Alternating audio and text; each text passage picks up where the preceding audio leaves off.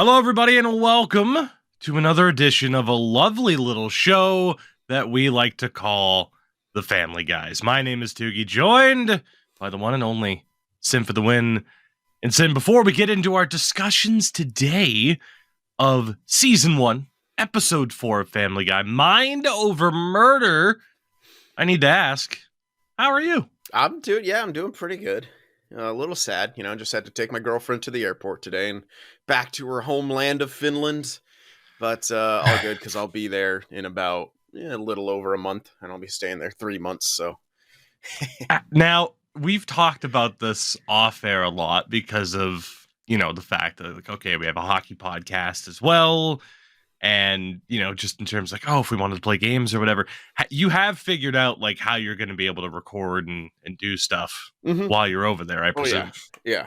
I'll be bringing, either my desktop or if my laptop, which is mostly just for watching stuff, if that can handle, like, recording and things like that. But likely going to have to be taking my desktop. It's going to be fun. Yeah. That's going to be... I would be so anxious that entire flight.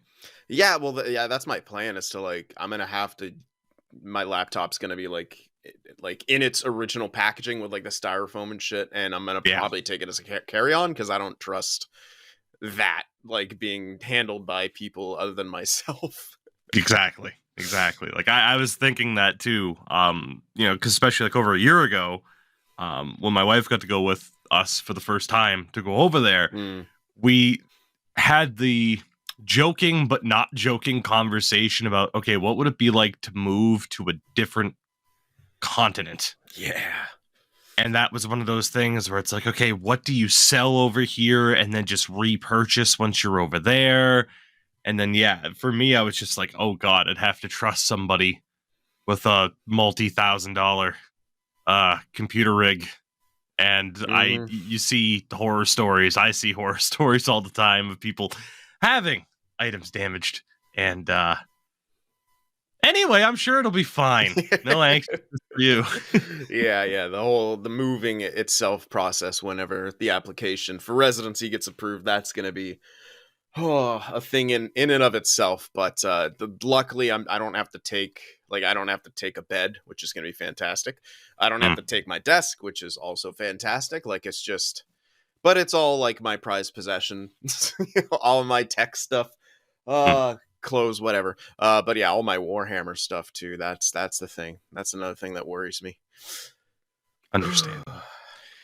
Well, in between our prior episodes and such, and while you've been having a great time as of late, I haven't. People might be able to hear it in the voice a little bit. Your boy's been battling bronchitis. Ain't nobody got time for that. I don't, dude. 2024, from a sickness standpoint, from an illness, not sickness, because sickness makes it sound like it could have been fun. It hasn't been all that fun. No. I don't envy you, man. I used to get bronchitis every single year when I was a kid. It was just like a recurring thing. So I used to have horrible luck with getting sick through elementary school, really all through school, which isn't all that surprising when you consider what schools are. They're just gigantic germ factories. And then it wasn't as bad when I was working, like, in the public jobs at a high school, stuff like that. But over the last, while, since it's been like, okay, YouTube and Twitch, obviously, I haven't been getting as sick as much, even with my wife being a teacher, especially for the first couple of years, because it's like, oh, people are wearing masks. Yeah. People aren't getting sick anymore. I had that conversation with my doctor the other day, where it's like, I didn't diagnose a single case of strep throat for a year and a half because people were wearing masks. Funny that masks work. Crazy. Which makes sense as to why I didn't wear one when I flew. Beginning of March, I ended up getting COVID for the first time after traveling to North Carolina. And now this month, after traveling to Tennessee, contracted bronchitis because apparently my immune system's still recovering from, COVID. Yeah. But it's just the flu. Don't worry. fucking idiots. It's been a fun experience to be dealing with those two things back to back, and now I'm just like, you take for granted the ability to talk for more than 2 seconds without feeling like you're gonna die. So I'm happy to be here, is what I'm trying to say. Positive vibes, good vibes on deck for today's show. Now, I watched this last night. You watched this literally just before we started to record. Yeah, so about this 30 is minutes ago. This is fresh in the brain for both of us. But before we get into it, I wanted to mention a couple of things that I had looked up. I really enjoy looking up writers, producers, stuff like that for individual episodes. And I'm sure you noticed the writer of this episode has a character named after him. Yep. Yes, indeed. So we'll bring you all back. As I mentioned, Mind Over Murder, the 4th episode of Family Guy, debuted on April 25th, 1999. Oof. So we just passed the 25th anniversary of this episode. Oh, man, yeah. Yeah. Yeah, that's rough. Sorry, that's everybody. A little rough, yeah. Yeah.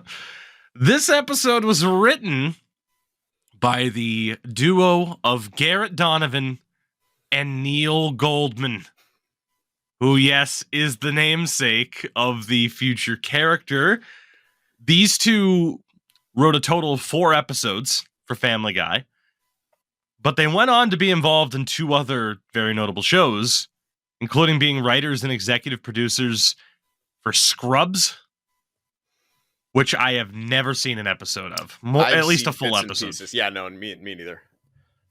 That's one of those shows, and I have a few of them. I think the best example has to be Monk, where I just remember that show being on before a show I actually wanted to watch.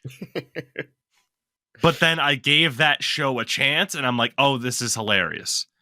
And it's either because I never gave it a proper chance in the past, or it's because I'm an old man now, and I'm not sure which.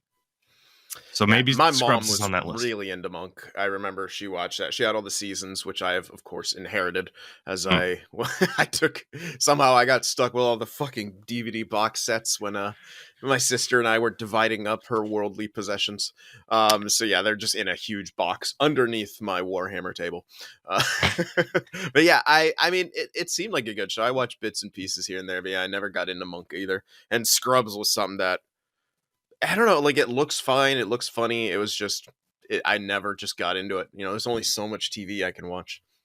They also went on to become executive producers for Community, another show I have not really given an honest try towards. Me neither, but I have heard that one is very good.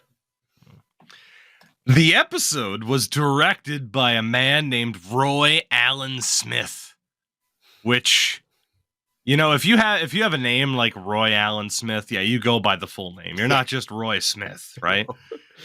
This was his only Family Guy credit. I was going to say, I don't remember that name cropping up any other time. He has quite the history elsewhere, though. He directed and produced The Land Before Time 2, 3, and 4. Oh, the second one's the best. Let's go. I haven't seen those in forever, by the way. Talk about I just say the second one's the best because that's the one I watched the most. There you go. He was also a producer for Muppet Babies, The Ren and Stimpy Show, and the Earthworm Jim television series, as well as a director for The Silver Surfer. Okay. That's a good... that's an impressive line of work. It is. That's all I'm saying. Although, God, Muppet Babies is one of those shows where I'm like, I must have watched that, but just there's something about it where I cannot imagine going back and watching it. Yeah, I don't know if I ever watched that. And unsurprisingly, the title, Mind Over Murder, was inspired by 1930s and 1940s radio programs, particularly the radio thriller anthology series Suspense, which I'm pretty sure I've seen that.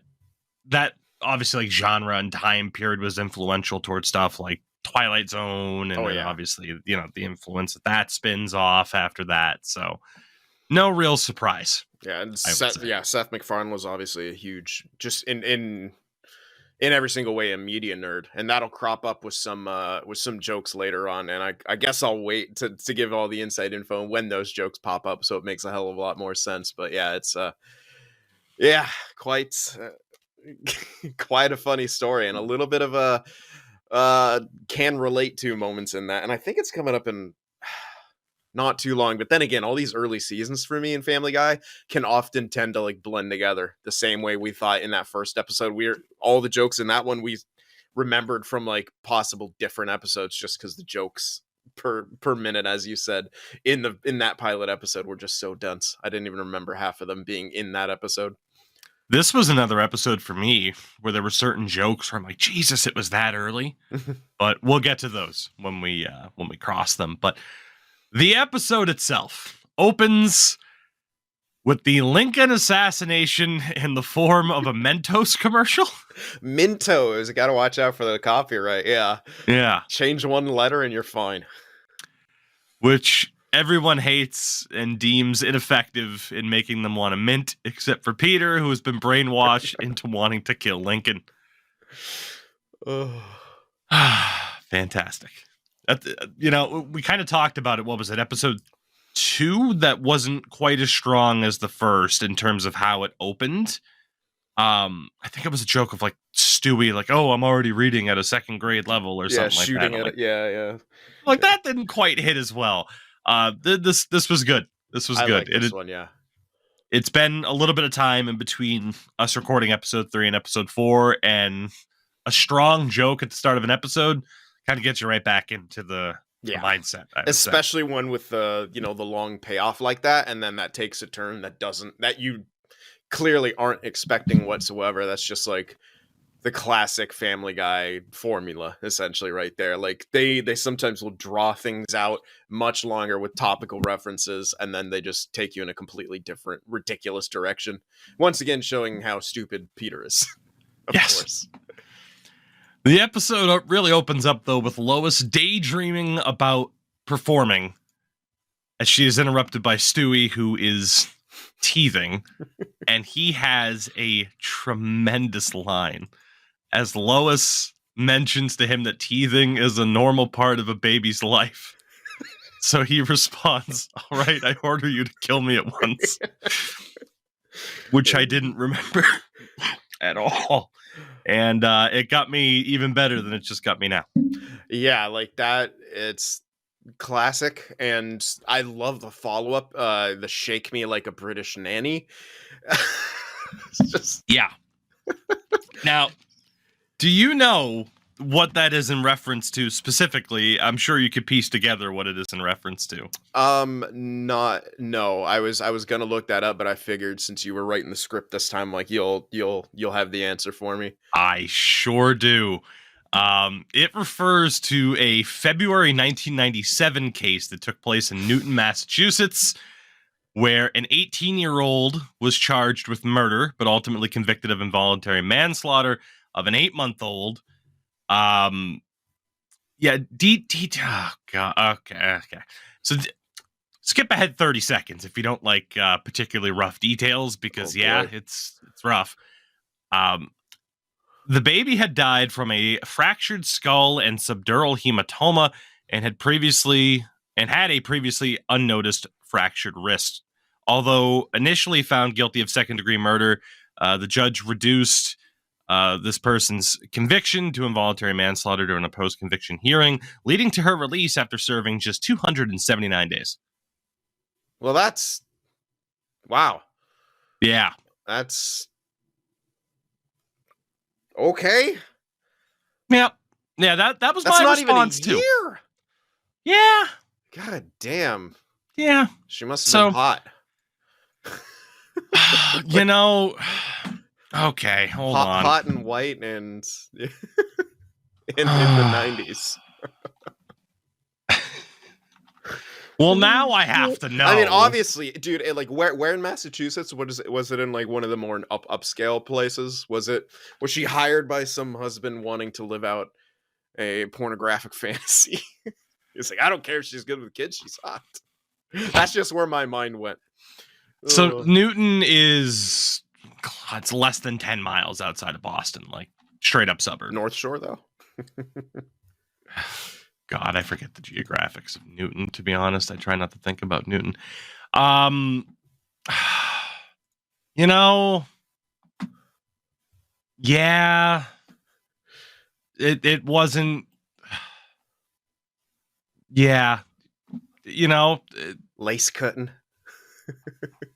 I'm trying to choose my words carefully here.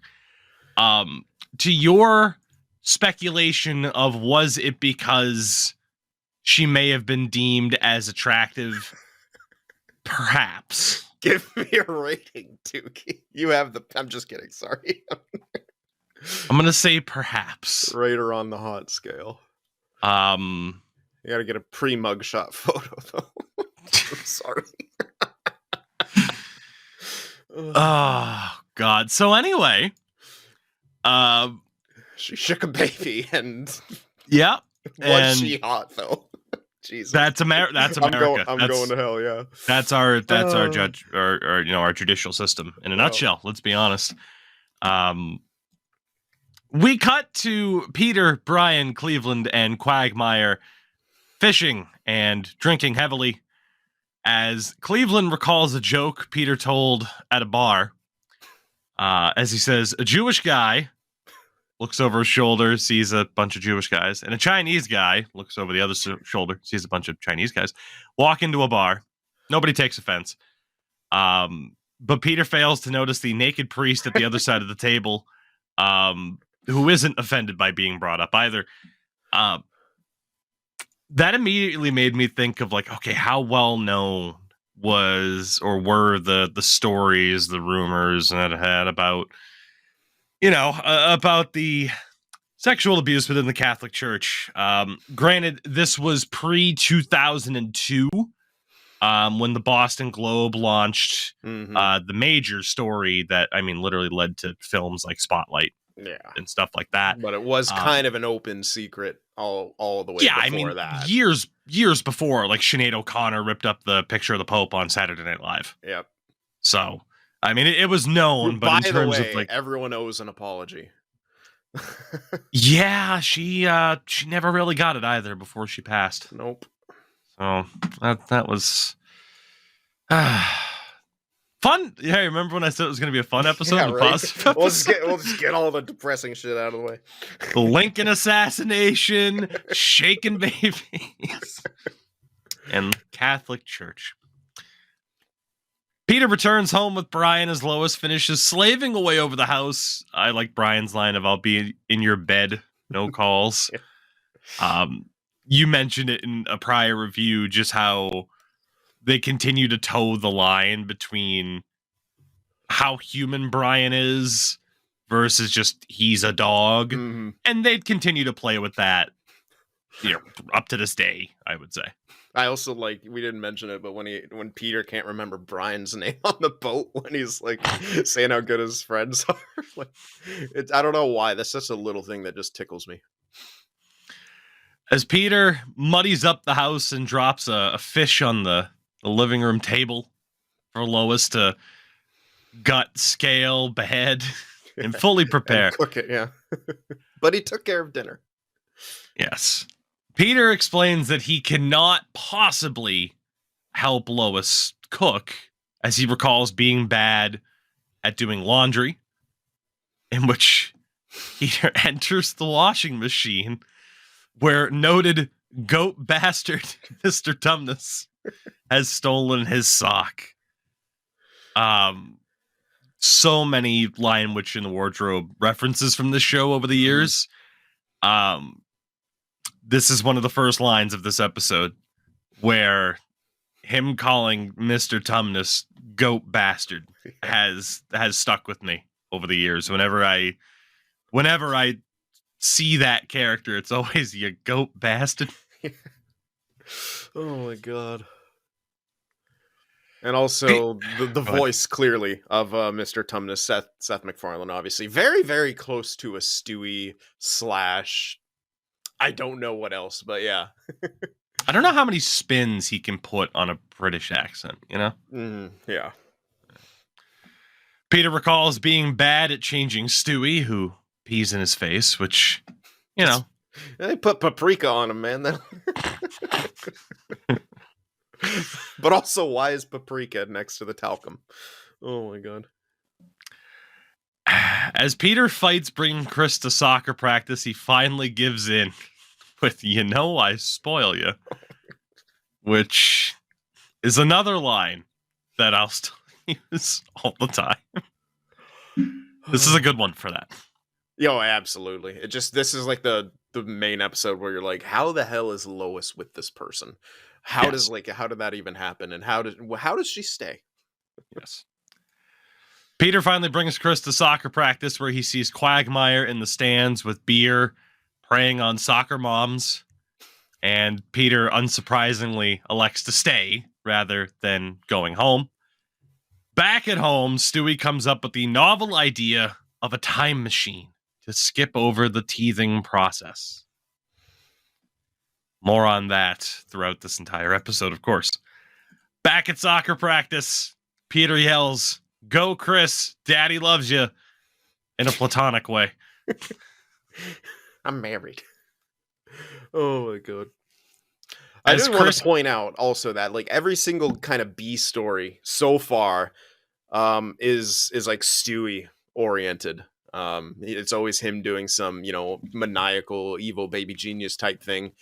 And I can't remember exactly when he gets his first A story. He's just always kind of, his arc right now is just always like in the background doing these maniacal baby genius things. And yeah, right. I know he's going to get some A stories, usually paired with Brian. That was a chemistry they found really good. But yeah, I just find it quite interesting that was pretty much the sole focus of all of their B story / their background story, side story, whatever you want to call it.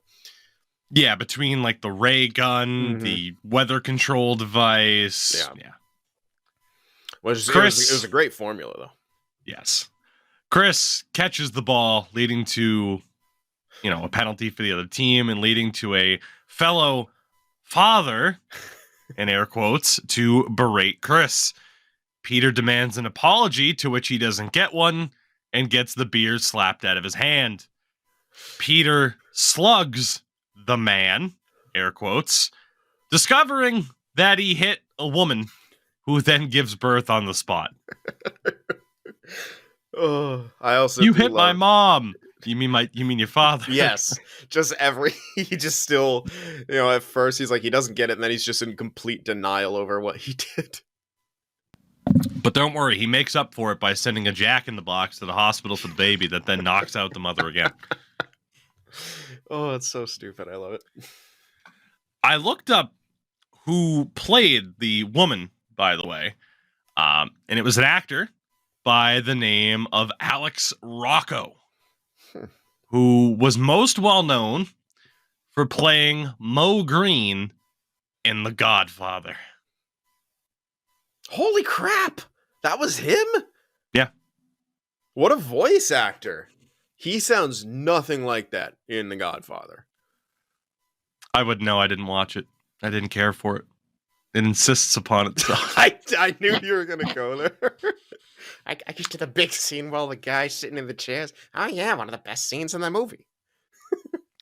One of us was going to bring it up the second I mentioned it. I just beat you to the punch. Oh my god! Now you guys can see why we do a Family Guy podcast. This is our sense of humor towards one another.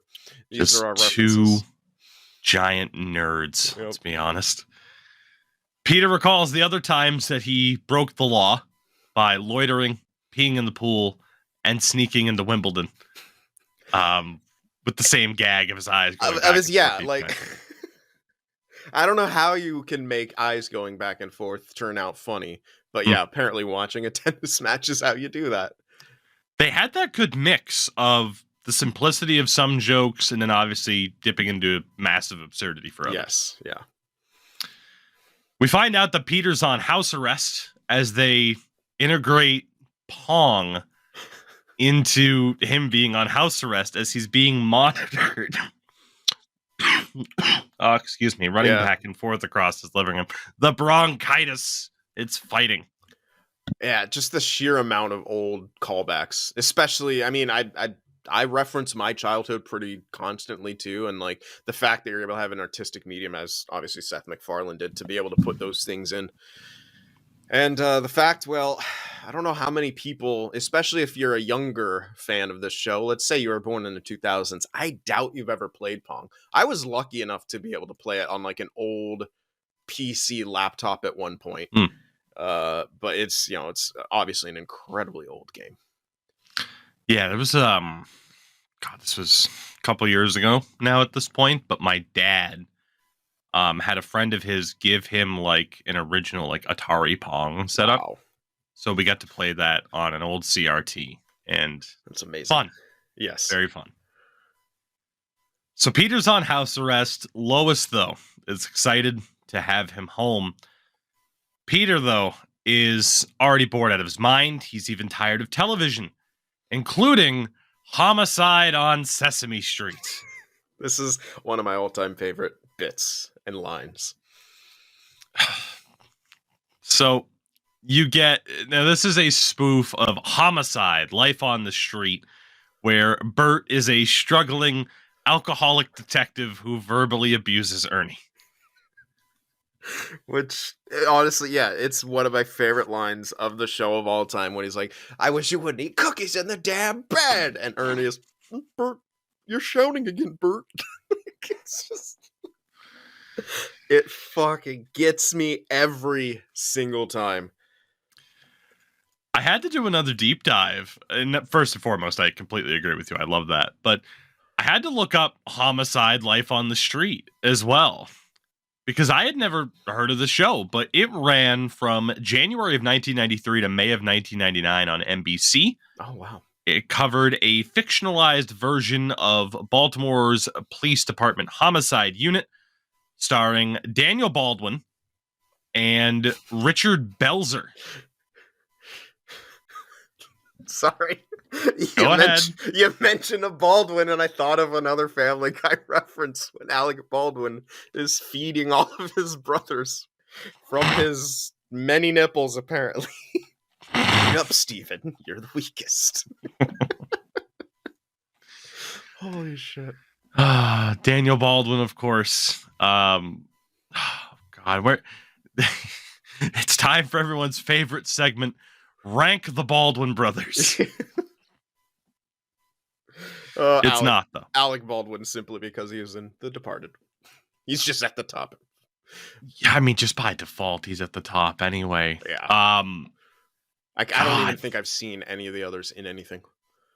Okay, so Daniel Baldwin, this was, when you go to his Wikipedia, Homicide, Life on the Street is the big thing that's mentioned.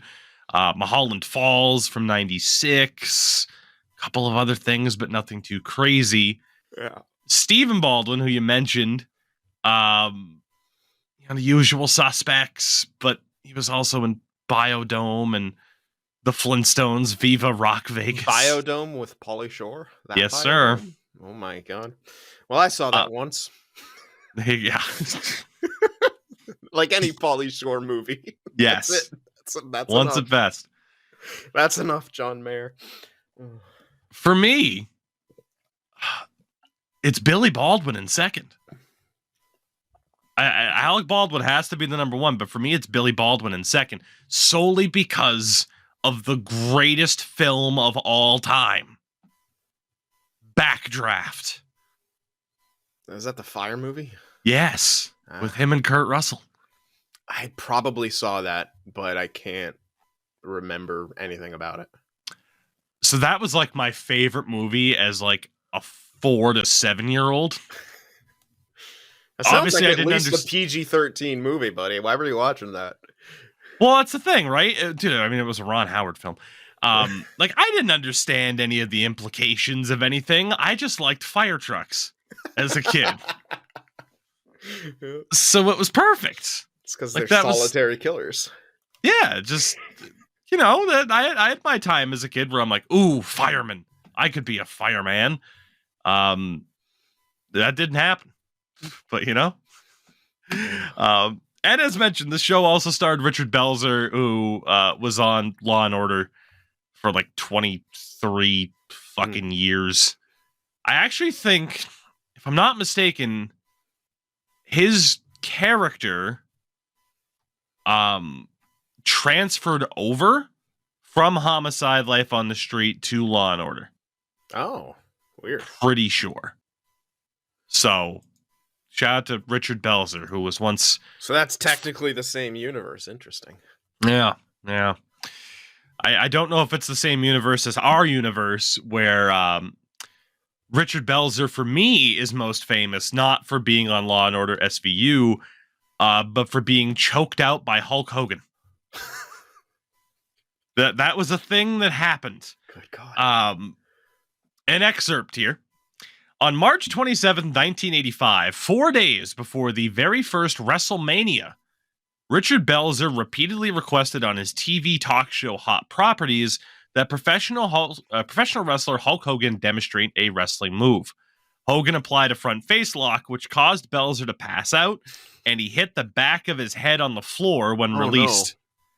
No. Wow. After waking up, Belzer was dazed, lacerated, and briefly hospitalized. He later sued Hogan for $5 million and settled out of court for $400,000 in 1990.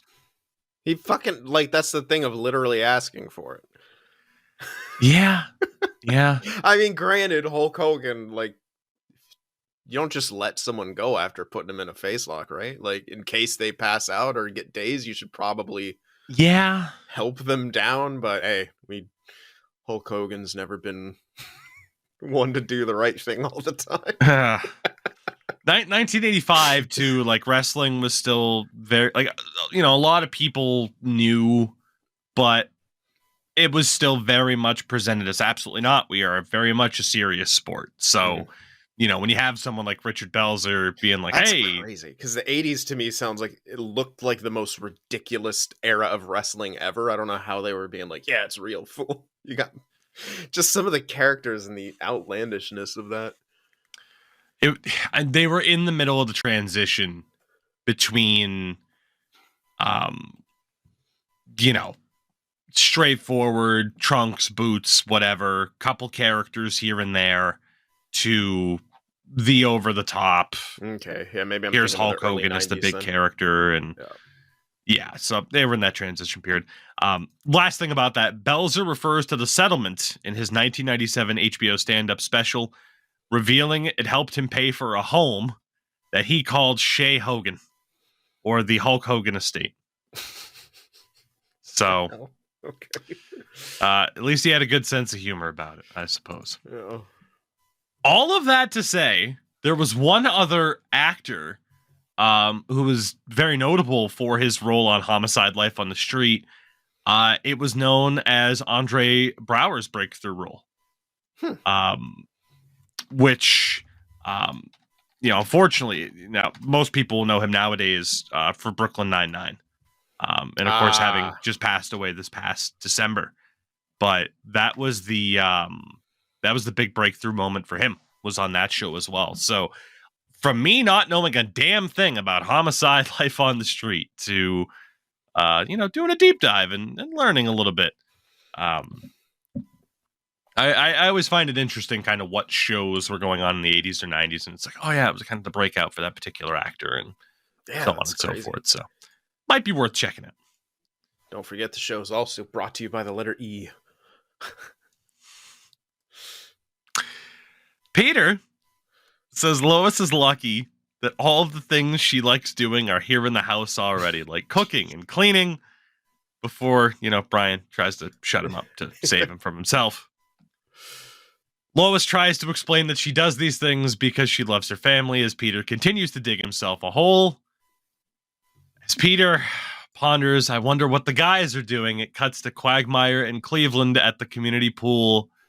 And I believe this is the first example of Cleveland's, "Oh, that's nasty." Yes, line. Yeah. It obviously becomes quite the catchphrase from him throughout the entirety of the show. I mean, you can think of tons and tons of instances where it comes back. Yeah.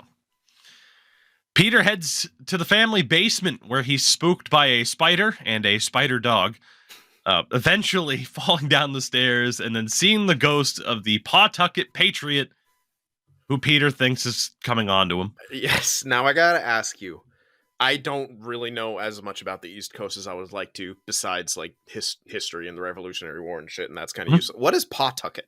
Is that a place, community, like a county, or is Yeah, that it's a city just in Rhode Island. okay, that makes Yeah. sense. So the I could have the Googled it, but I figured I'd wait on the show to ask you to see yes, because you're the East Coaster. the home formerly of the Pawtucket Red Sox, which were the AAA ball club of the Boston Red Sox, known as the Paw Sox. Which, God, that's my one big thing about Pawtucket is I don't have too much to add about it, just because it's In Rhode summed up Island. well. It's Rhode Island. You know, there's some good aspects about Rhode Island, but much like Maine, you're also very much overshadowed It's a state by, that's pretty much a city anyway. Like, in a lot of ways, yeah. it's so small. But that's the big thing for me, is being upset that the Paw Sox don't exist anymore, and that they're now in Worcester. Good God. Sorry, I had to look it up because I didn't realize like just how large is Rhode Island. It's only 1,200 square miles. Yeah. That's insane. Sorry. See, I live in California, where could be our own country. Yeah, Rhode Island could not be. It's the best way to sum that up. The Pawtucket Patriot gives Peter a speech straight out of Field of Dreams, essentially stating, if you build it, they will come. Any Field of Dreams memories? Because I loved that movie as a kid. I haven't seen that movie in God knows how long. Like, it's great. Be better without Kevin Costner. Fuck you, Kevin Costner. I just Apparently, love shitting on Kevin Costner. I think I got that from Family Guy, when they're always shitting on Kevin Costner. But it's such a cool movie. I don't remember. It's well over a decade, maybe even 2 decades since I saw it last. But yeah, I remember my mom sat me down to watch it with her, and it's just a really cool story, like, and a very cool concept that, I don't know, man. You just don't see original concepts like this anymore that often. Just with the way how, media consumption and media in general has trended, particularly with the advent of streaming. now I don't know if they're doing it again, but 2021 and 2022 MLB did their Field of Dreams games, where they went to Dyersville, Iowa. Oh, Population 4,477, and literally in the middle of a cornfield, that's they so built a park and played 2 games there. August 12th, 2021, White Sox and Yankees, then August 11th, 2022, Cubs and Reds. sick. Yeah, you got to go with the old school. Yep. And those games were awesome. Yeah, man, I can't believe I didn't watch any of those. So I'll have to. Is it confirmed they're doing them again? So they're not going to the same location, but there is a game scheduled between the Giants and the Cardinals this year at Rickwood Field in Alabama, which is the home of a minor league baseball team, if I'm not mistaken. It is listed as the oldest baseball park in the United States. Wow. So, not quite a cornfield, but that is still a pretty damn cool idea. I don't know. June 20th of this year. So, that's pretty cool. Former home of the Birmingham Black Barons, who Willie Mays played for in the Negro Leagues from 1948 to 1950. Oh, that's cool.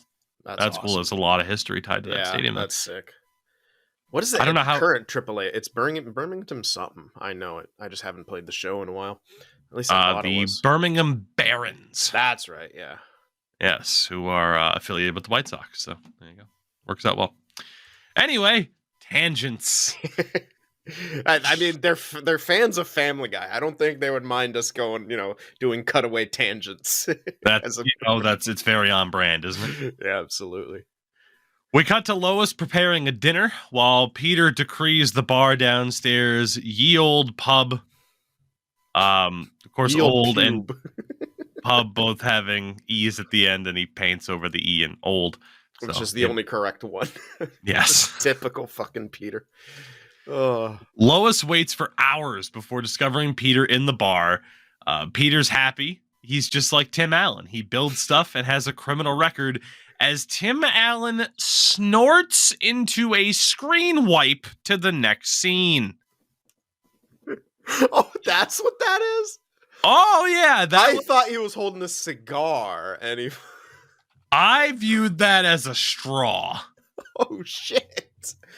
This is a good debate. Now we have to settle this, because I always thought he was just, like, holding a cigar and, like, pulls it, like, aside. That's, like, how I always saw it, but your way fucking makes sense. And Family Guy would absolutely go there to make fun of his, his troubles with coke. As big names in the 80s had. For those who do not know, and of course you can find this simply on his freaking Wikipedia page. For those who do not know, cocaine is a hell of a drug. On October 2nd, 1978, Tim Allen was arrested at the Kalamazoo Battle Creek International Airport. Which, just on its own... You're gonna have me coughing now. Jesus. Who knew that was a place? Jesus Christ. He was arrested for possession of over 650 grams of cocaine, equaling 1.43 pounds. He subsequently pled guilty to felony drug trafficking charges. However, he also provided the names of other dealers in exchange for a sentence of 3 to 7 years rather than possible life imprisonment. He was paroled on June 12th, 1981 after serving 2 years and 4 months in Federal Correctional Institution Sandstone in Sandstone, Minnesota. So Tim Allen is a narc, kids. Yes. Yep. And stayed out of trouble for the most part aside from a DUI in 1998. Yeah, I very much viewed that as a coke straw that he was snorting into a screen wipe. Like, it's crazy. Maybe I'm wrong, but I swear that that's at least what I saw. Oh shit! Because he puts it right on Peter's white. But to me, it still looks like a cigar. Because like one end of it, I'm looking at the picture right now. One end of it is like gray, like it was burnt. Okay. Well, maybe. But, I mean, different interpretation. You saw it from the legal way. Yeah. Of the plausible deniability routes. Oh my god, look at this mugshot of Tim Allen. Oh yeah, Tim Allen's mugshot's impressive. That is the most 70s looking man that ever 70s'd. Basically. Holy crap. Yeah. And then of course he went on to be he went on to be Santa Claus and the voice of Buzz Lightyear and what the fuck? Why does shit always pop I don't know why it over does. my camera? At least it's not the fireworks. What is... it's so weird. And if you're on the video side of things, you're just going to be seeing weird stuff whenever I do hand gestures. I was going to ask favorite Tim Allen role. Honestly, the Santa Claus. I'm not a huge fan of that man or his work, but I am credit to the art, credit to the writers, also credit to his delivery. I think the Santa Claus is honestly one of the funniest fucking Christmas movies of all time, and he's such a piece of shit, and it's hilarious in that movie, like how much of a piece of shit he is, and the way. Oh, in the movie, I thought you were talking in general. Well, yeah, that too, but no, like him in that movie. I mean, he plays a piece of shit so well, and then you later find out, oh, he's kind of a piece of shit. Like, that tracks, right? Like, the same way Mark Wahlberg being very racist in, The Departed later, it's like, oh, yeah, okay. But, like, no, like, I don't know what it is. Like, that movie always makes me laugh. Like, he's so good in that role. The writing for him, the jokes were just so good. The sarcasm, just being a complete asshole to the stepfather who was in Fast Times at Ridgemont High, who's also tremendous in that movie. It's honestly, I think, I would say my favorite Christmas movie. Like, It's up there. Like it's just because it's it can be cliche, but at the same time, like, it's funny and it plays to the comedy very, very well. But it also has, the heartfelt poignancy that every Christmas movie needs, and it doesn't get into Hallmark territory, which is always good. The person you're referring to, by the way, was Judge Reinhold. Thank you. I never remember that guy's name, but he is tremendous in those movies. Fast Times. He was in Stripes, which is an awesome goddamn movie. Julia, he's sucking us into his delusions. Oh, goodness. Anyway, Tim Allen. Peter is hosting all of his drinking buddies in his new bar, telling jokes. What's the difference between porno and art? A government grant. Oh, it made me think of yes, quite shallow and pedantic. Yes. Peter goes upstairs and asks Lois to make 600 clam cakes as she furiously walks away. I don't even know why she was doing all his goddamn dishes in the first place. Lois, you deserve better. Yeah.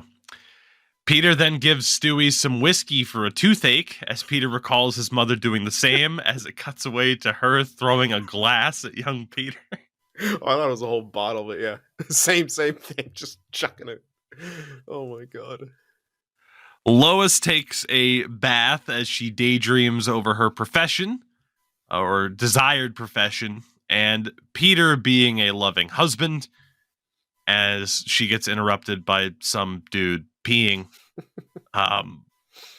We got back to the bar where Meg is waitressing and Stewie is drunk at the counter talking to Misty. Misty.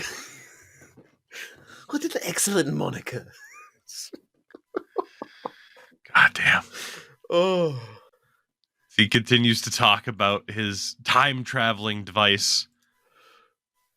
Lois heads to the bar, dismissing Chris from working the door after he asks for her ID, where she finds Stewie drunk, and she is, of course, furious. As she brings Stewie back upstairs, he sings, "Show me the way to go home.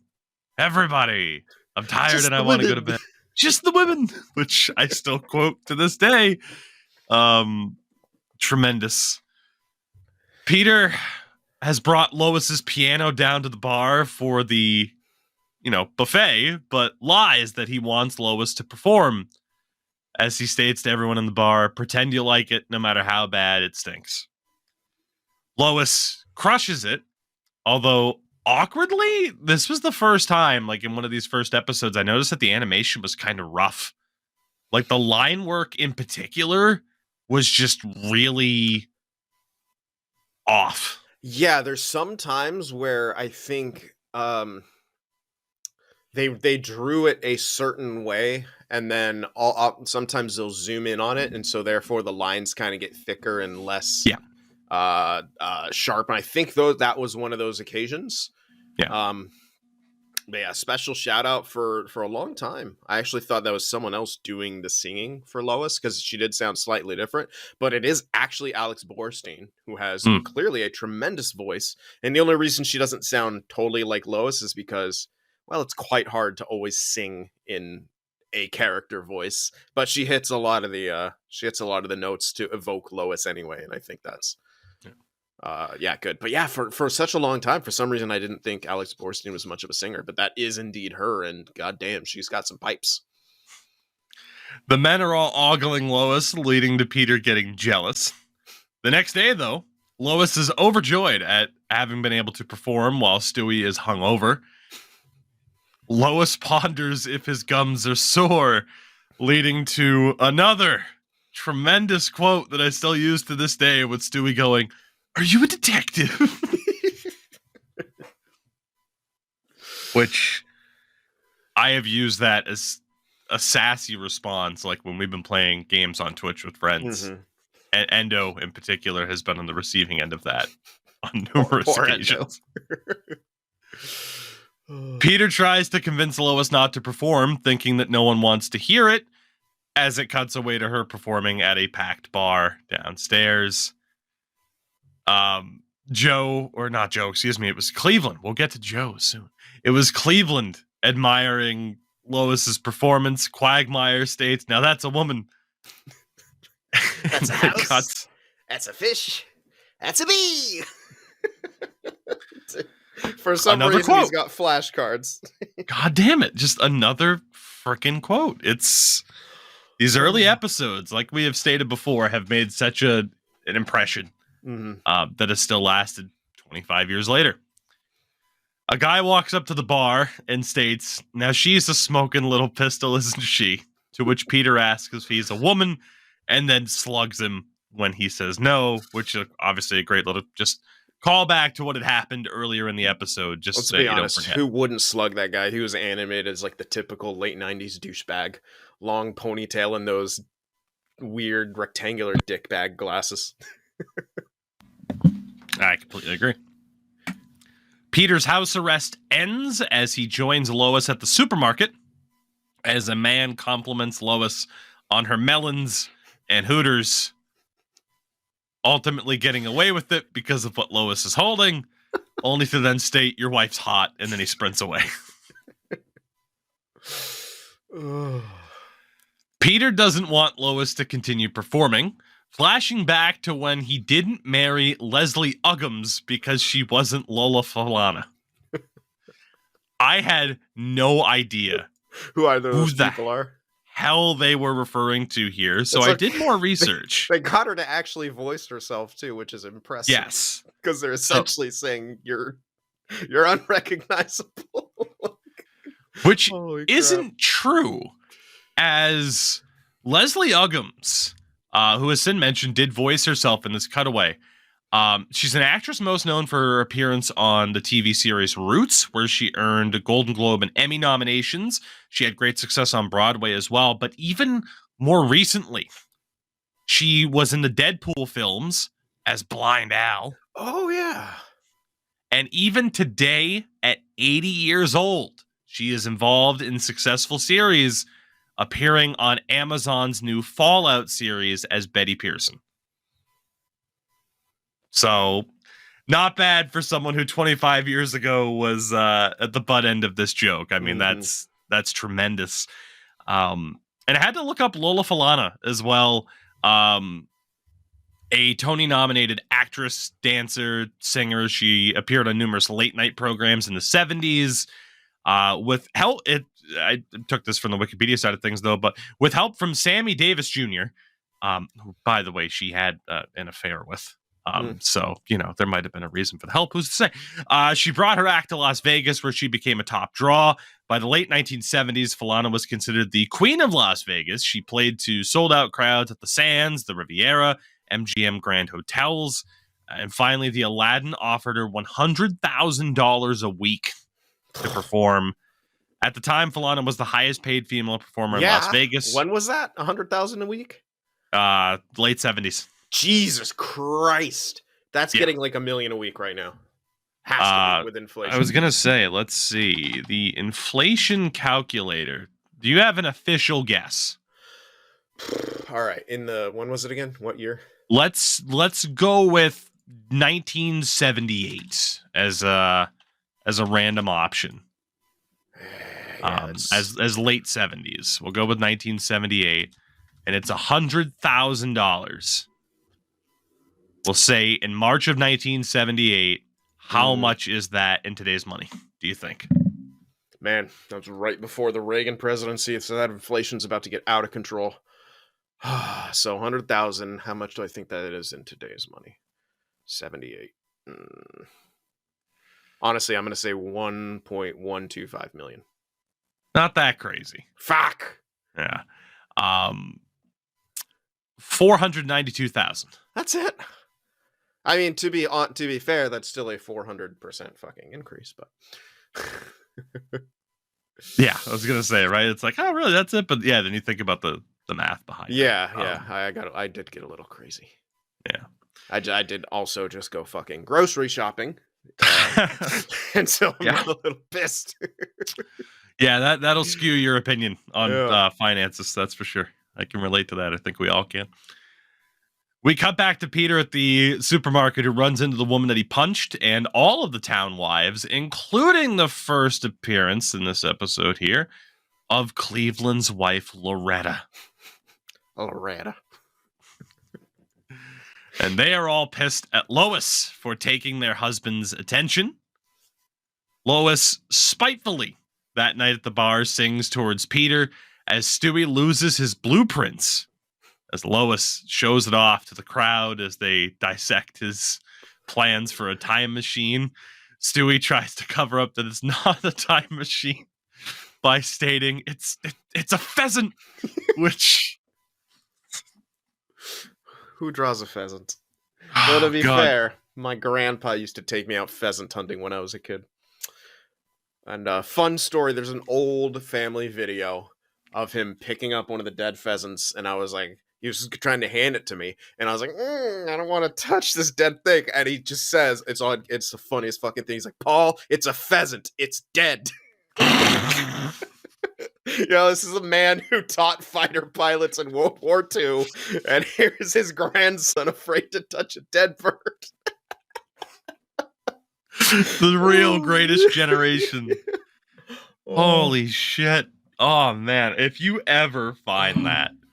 I don't know how I would. I know we have in storage a bunch of old photographs. I'm assuming there's old family videos in there somewhere. Yeah, we gotta digitize all that shit.